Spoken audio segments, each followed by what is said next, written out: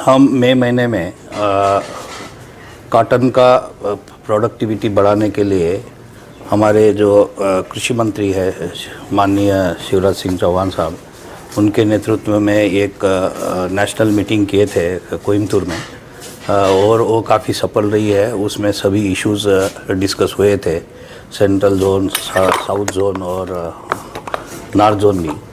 लेकिन हमारी जो नॉर्थ जोन की समस्या है, जिसमें नॉर्थ जोन में पंजाब, हरियाणा और राजस्थान, ये तीनों राज्य आते हैं, और हमारा क्षेत्रीय हमारे संस्थान का क्षेत्रीय केंद्र सिरसा में ये स्थित है, और पिछले 40 साल से ये हमारे ये संस्थान से जुड़ा हुआ है ये केंद्र, और इसमें नॉर्थ जोन के लिए काफ़ी अच्छा काम कर रहा है। नई नई वेराइटीज़ तकनीकियाँ डेवलप की है, और समय के बदलते हुए जो एनवायरमेंटल में चेंजेस हो रहे हैं, क्लाइमेटिक चेंजेस की वजह से भी हमारा कपास का क्षेत्र इसमें काफ़ी बदलाव आ रहा है। उसमें प्रोडक्टिविटी कुछ सालों पहले बहुत ज़्यादा थी। 2013 में करीब 750 केजी 700 केजी के करीब जो प्रोडक्टिविटी थी, वो अभी घट के 450 या 550 के करीब आई है। तो ये काफ़ी जो बदलाव जो हुआ है क्लाइमेट चेंज और बाकी वजह से, उसको एड्रेस करने के लिए ये इंटरफेस मीटिंग तीनों राज्यों का जो हमारे रिसर्चर है, एसएयूज़ है, CICR के वैज्ञानिक है, और जो एसएयूज़ पंजाब, हरियाणा, राजस्थान से है, स्टेट गवर्नमेंट, जीनरीज इंडस्ट्रीज़ के जो स्टेक होल्डर्स है, फर्टिलाइजर्स कंपनीज या इसके जो डिस्ट्रीब्यूटर्स है, हमारे जीनरीज़ के है, और सीड कंपनी जो हमें सीड फार्मर्स को सप्लाई करती है, ये सभी को हमने इनवाइट किया है। इसमें मंथन होगा कि हमारा जो कपास का उत्पादकता कम हो रही है, इसको हम कैसे एड्रेस करें, उसमें क्या इश्यूज़ है कि जो हम रिसर्च के द्वारा एड्रेस कर सकते हैं। इसमें हमारे पंजाब और हरियाणा और इसमें जो अभी बारिश हुई है, जो आपातकाल ही लेके आई है हमारे कपास के लिए और बाकी फसलों के लिए भी।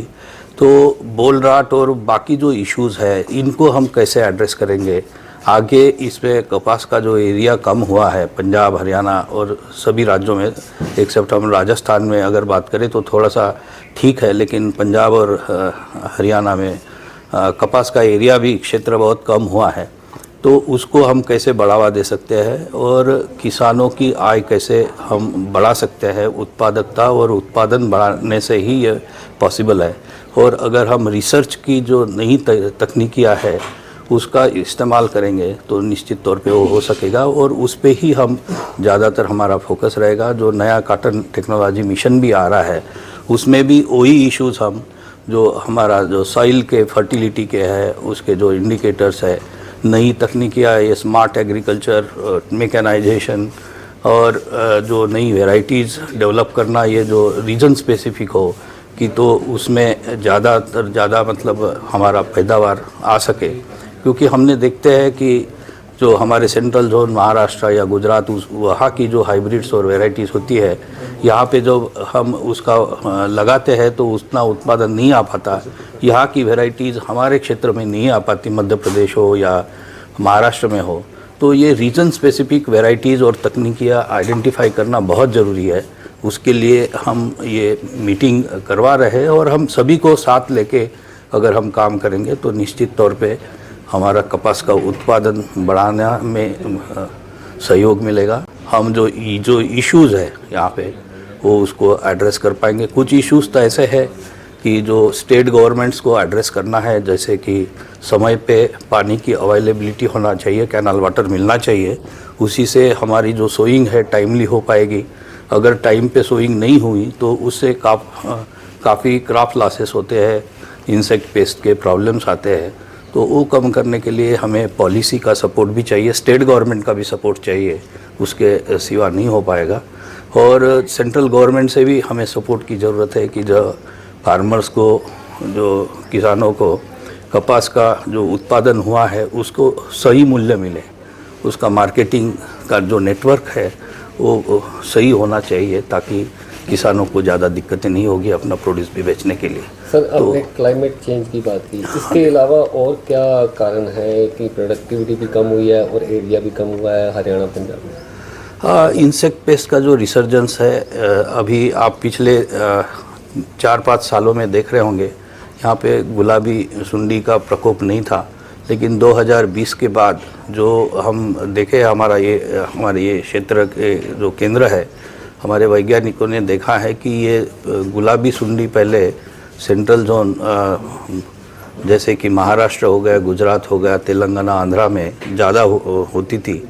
वहाँ से बीज यहाँ पे जो ऑयल एक्सट्रैक्शन के लिए लाने की वजह से जो इन्फेस्टेड थी, वहाँ पे जो गुलाबी सुंडी की लार्वास थी, उसके चलते ये हमारा गुलाबी सुंडी का इधर आगमन हुआ है। और अभी इतना ज़्यादा फैल गया कि हम सभी जो कपास की जो हाइब्रिड से देखते हैं कि उसके लिए ससेप्टिबल है, उसकी वजह से भी है।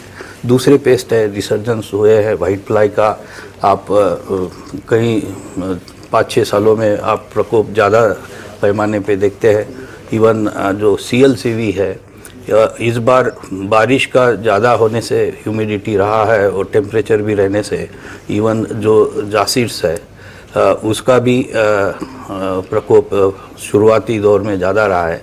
तो ये क्लाइमेट चेंजेस से ये बदलाव होते हैं। ये इश्यूज़ को हम कैसे एड्रेस कर सकते हैं? हमारे जो नई तकनीकियाँ है, अब जैसे कि पंजाब में AI ट्रैप, हमारा AI स्मार्ट ट्रैप लगाया है, वो मॉनिटरिंग के लिए, रियल टाइम मॉनिटरिंग के लिए काफ़ी उपयुक्त है। उससे हम देखा कि पिछले साल जो 18 लोकेशंस पे, 18 विलेजेस में ट्रैप्स लगाए थे 3 डिस्ट्रिक्ट में पंजाब के, तो करीब 32 to 36% हमारा जो इंसेक्टिसाइड यूज़ है वो कम हुआ है, लागत में कम आई है। और क्योंकि वेस्टेज जो है इंसेक्टिसाइड का वो कम हो जाता है, लागत भी कम हो जाती है और हमारा उत्पादन बढ़ाने में भी मदद करता है। तो ये तकनीकियाँ हमें इंटीग्रेट करने की बहुत ज़रूरत है। सर, वाइट फ्लाई की बात करें और आपने वो मक्खी की बात की, तो उनका कोई समाधान, कोई सोल्यूशन आने वाले टाइम में कोई? वाइट फ्लाई के लिए तो हम अभी जो हमारे जो नए जीनोटाइप्स हैं, जो CLCV वाइट फ्लाई ये कैरी करता है वायरस, और उससे CLCV का भी प्रकोप इस क्षेत्र में ज़्यादा है। तो रेजिस्टेंट वेराइटीज़ डेवलप करना हमारा एक मकसद है और ऑलरेडी एडवांस मटेरियल है हमें, और हम राशि सीड्स के साथ भी इसका कोलैबोरेशन किए हैं। रियल मतलब अगर सेंस में हम देखा जाए तो जो हम अदरवाइज बोलते हैं कि पब्लिक प्राइवेट पार्टनरशिप होना चाहिए, लेकिन हमारा संस्थान उसमें कार्यरत है और पिछले 2 साल से हमने उनके साथ मिलके जो वाइट फ्लाई और जो CLCV है उसको एड्रेस करने के लिए ये वेराइटीज़ और हाइब्रिड्स भी डेवलप करना शुरू कर